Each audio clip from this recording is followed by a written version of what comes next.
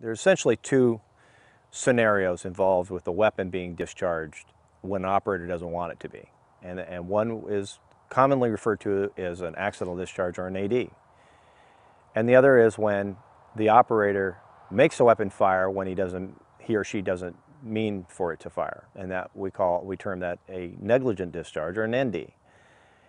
In all the years that I've been associated with firing Remington products, by far, and we're talking probably 99% of the quote ADs that we're involved with, which are in of themselves a low number, but a handful, almost are always a result of an ND, of a negligent discharge. Now an AD is defined as the weapon discharging with no input by the operator, meaning you load a round in the chamber, you lock the bolt down, and the rifle fires. It goes off by itself.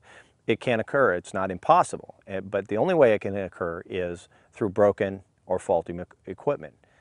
In some cases, faulty ammunition, but that would be a very, very rare case. I mean, that would relate to what's in the military is called a cook-off, where the weapon is so hot that when you load the round, the powder temperature gets to a point where it self-ignites.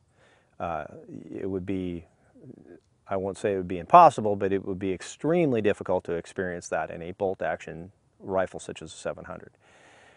The more likely situation is when a person loads a round into the chamber, and when they lock the bolt down and they rotate their hand down, their little finger enters the trigger well and they actually depress the trigger without knowing it.